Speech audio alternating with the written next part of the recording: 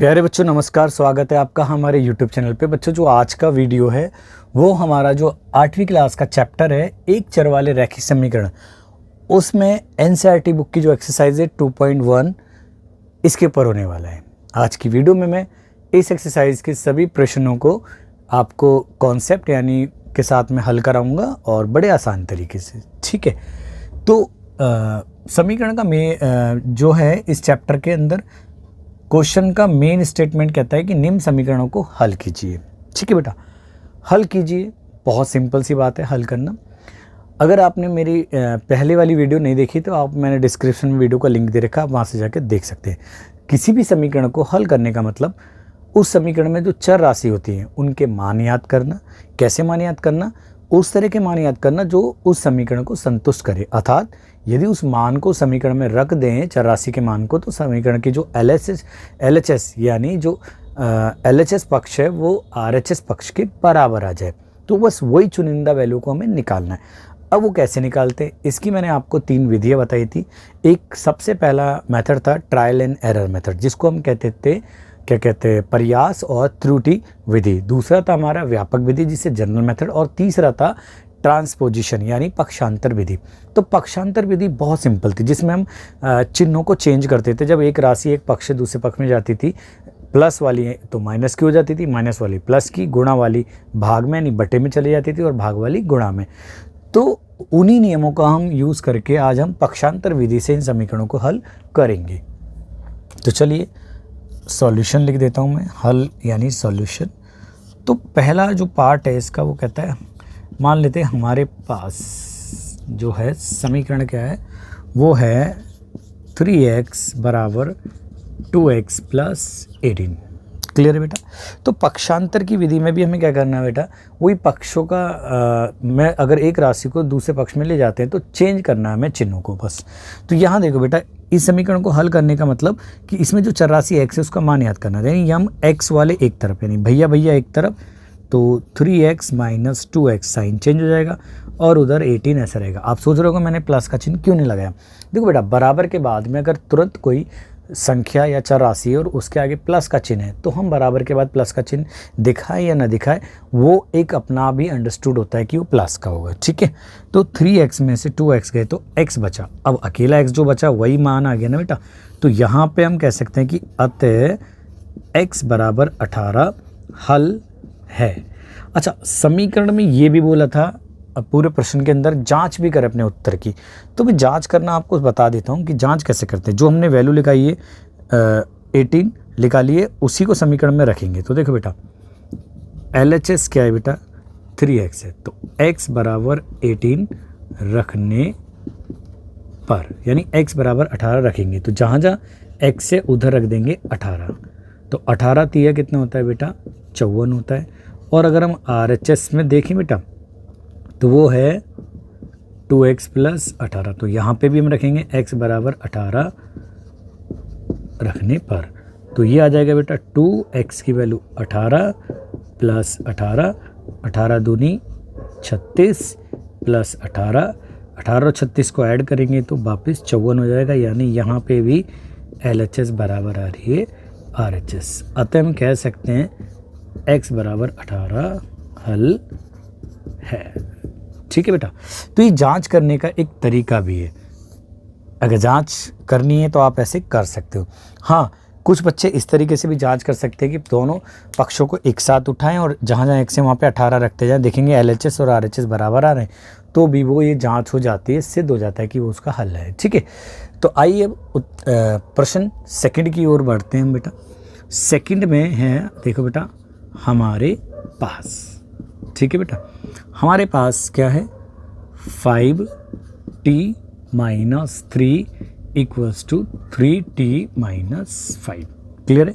यहाँ आपको साफ साफ अवलोकन करने में पता चल रहा होगा कि चर राशि t है, यानी हमें t का ही मान निकालना है। तो देखो बेटा, t वाली राशि एक तरफ यानी हम इसी पक्ष में ले आते हैं LHS में। ठीक है, और चिन्ह से बदल जाएंगे, जिसके आगे कुछ ना हो तो प्लस का तो इधर आके माइनस, ये माइनस का 3 तो उधर जाके ये बन जाएगा प्लस का। अब इनमें क्या हो रहा है, एक समान राशि है तो 5t में से 3t गया तो प्लस का 2t बचेगा। माइनस और प्लस माइनस, तो 5 में से 3 2, लेकिन माइनस का, तो t बराबर आएगा बेटा आपका -2। देखो जो चीज़ गुणा में होती है वो सामने जाके बटे में यानी भाग में चली जाती है, तो ये -1 आ गया। तो हल क्या हो गया बेटा, हल आ गया t बराबर -1। ठीक है, अब हम बेटा इसके तीसरे पार्ट पे जाते हैं, प्रश्न 3 पे। ठीक है, तो थर्ड वाले पार्ट पे देखो बेटा, हमारे पास है 5x + 9 बराबर 5 + 3x। ठीक है, तो यहाँ पे जो चर राशि है वो x है, यानी हमें x के लिए इस समीकरण को हल करना है। तो चर राशि वाले एक तरफ और अचर राशि वाले एक तरफ, यानी 5x माइनस का 3x और उधर 5 तो पहले से था, 9 प्लस का तो उधर जाके माइनस हो गया। इन दोनों में से घटा करेंगे तो ये आ जाएगा आपका 2x और उधर आ जाएगा -4। तो जो चीज़ गुणा में सामने जाके बट्टे में यानी भाग में चली जाएगी, तो x बराबर जाएगा -2। आप ऐसे कट कर सकते हो, 2 1 = 2 और 2 2 = 4। ठीक है, अच्छा अब आ जाओ बेटा इसके पार्ट 4 पे। तो पार्ट 4 है बेटा 4z + 3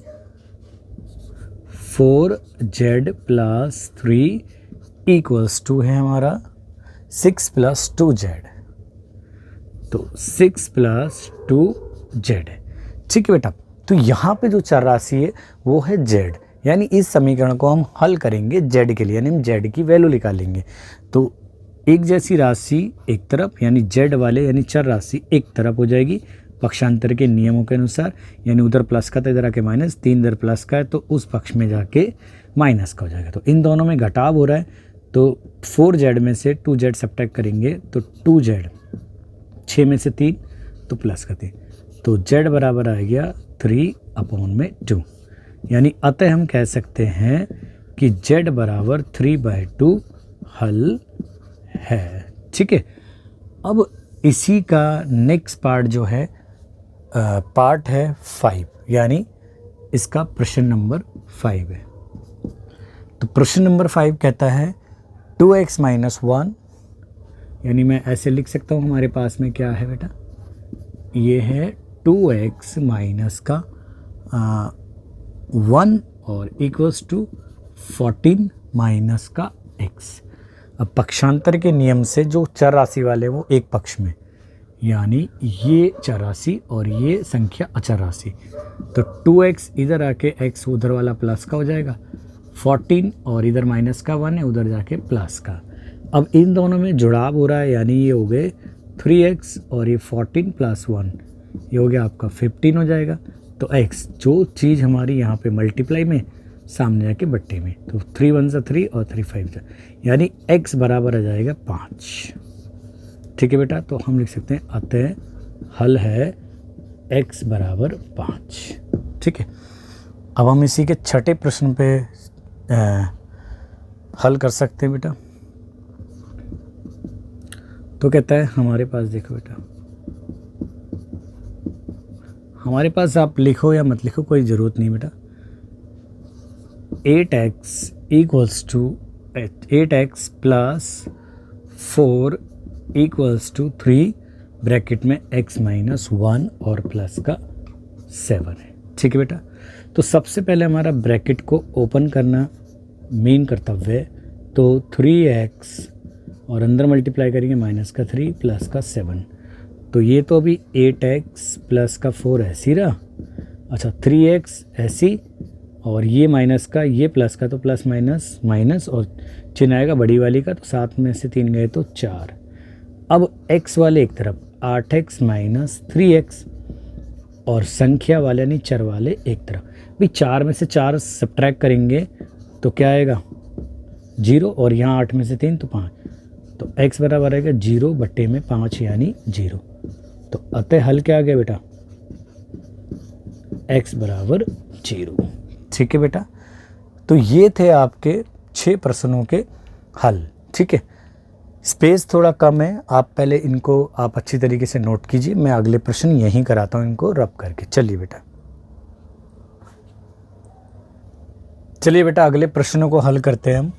अगला प्रश्न है प्रश्न नंबर 7, यानी 7वां क्वेश्चन जो है उसको हल करना है हमें। तो हमारे पास तो ये है बेटा हमारे पास x बराबर 4/5 ब्रैकेट में x प्लस 10। तो हम इसको बेटा अगर नॉर्मल अगर हम बात करें बेटा, हम क्या करें, इसको थोड़ा सा क्रॉस कर देते हैं। इसके नीचे कुछ नहीं, 1 लेके इधर क्या कर देंगे, ये हो जाएगा 5x और उधर बचेगा 1 की गुणा 4 से करेंगे 4 ही हो जाएगा। तो x प्लस 10 ब्रैकेट को खोलना हमारा सबसे पहला कर्तव्य है। तो अंदर मल्टीप्लाई करेंगे तो 4x हो जाएगा प्लस 4 की 10 से करेंगे तो 40 हो जाएगा। ठीक है, अब भैया वाले एक तरफ यानी चर राशियाँ एक तरफ हो जाएंगी और जो अचर राशि है वो एक तरफ। तो 5x में से 4x गए तो x बराबर 40 है। ठीक है, तो हम कह सकते हैं बेटा अतः हल हो गया हमारा x बराबर 40। ठीक है, अगले प्रश्न पे आते हैं। प्रश्न नंबर 8 है हमारे पास। क्या है बेटा, देखो हमारे पास है 2x अपॉन में 3 plus 1 equals to 7x upon में 15 प्लस 3। तो ये रही चर राशि वाले पद। तो चर राशि वाले पद को तो एक तरफ ले जाएंगे बेटा, तो उधर वो प्लस का है तो इधर आके हो जाएगा बेटा वो माइनस का, और उधर बचेगा 3 और ये प्लस वाला 1 उधर जाएगा तो माइनस का। अब हम क्या करते हैं बेटा, यहाँ सिंपली देखो बेटा इन दोनों का एलसीएम 15 आ रहा है, तो मैं 15 का तो एलसीएम ले लेता हूँ बेटा। ठीक है, तो ये 3 कितनी बार डिवाइड करेगा इसको, 5 बार। तो 5 की उधर मल्टीप्लाई करूँगा ऊपर तो 10x हो जाएगा, और 15 अपना आपको 15 बार 15 है जो एक बार ही डिवाइड करेगा, तो इसलिए वहाँ पे 15 एकम 15 ही रहेगा, तो 1 आ जाएगा मल्टीप्लाई में, और ये 3 में से 1 गया तो 2 आ जाएगा। अब इधर आ जाओ बेटा, 10x में से 7x गए तो ये बचेगा आपका 3x और अपॉन में बचेगा आपका 15 और उधर बचेगा आपका 2। देखो बेटा 10x में से 7x गए तो 3x, नीचे 15। अब आप एक काम कर सकते हो बेटा, 3 को इससे कट भी कर सकते हो और ये आप इसको उधर ले जाओ। x को अकेला बनाने का मतलब, या ये डिवाइड में तो सामने जाके मल्टीप्लाई में चला जाएगा, और जो 3 मल्टीप्लाई में तो सामने जाके डिवाइड में। या अब आप ऐसे कट कर 3 एकम 3, 3 पंजे 15, 5 दूनी 10, तो x बराबर आ गया 10, हल आ गया। अतः x बराबर 10 हल है। ठीक है बेटा, आज ये इसके अगले पार्ट पे यानी 9वें पार्ट पे आ जाते हैं इसके। तो वो कहता है बेटा 9वां पार्ट हमारे पास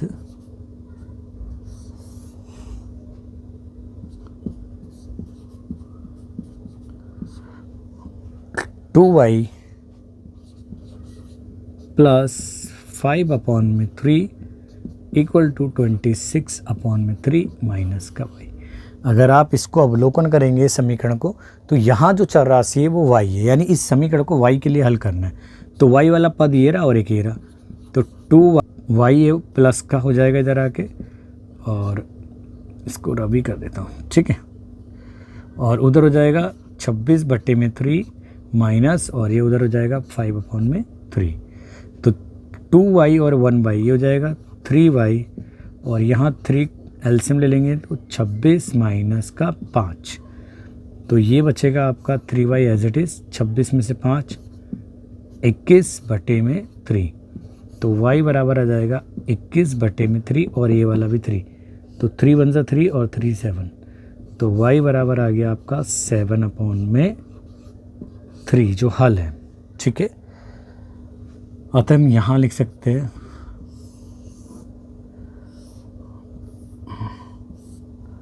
अतः हल क्या है बेटा, y बराबर 7 अपॉन में 3। अब आ जाइए इस एक्सरसाइज के लास्ट क्वेश्चन पे यानी 10 पे।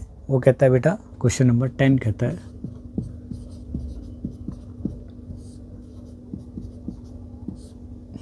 हमारे पास देखो 3m इक्वल्स टू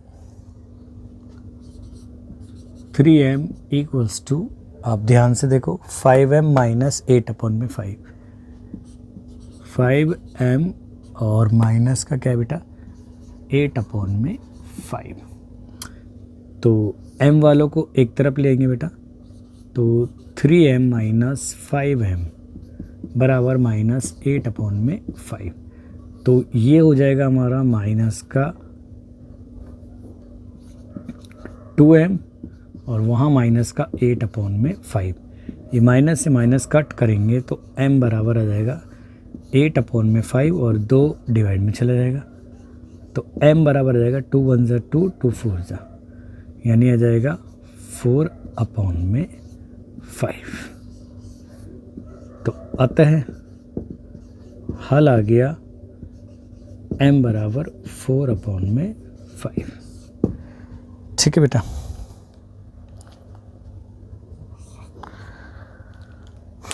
तो ये थे आपके सभी प्रश्न जो एक्सरसाइज हमारी 2.1 है उसके।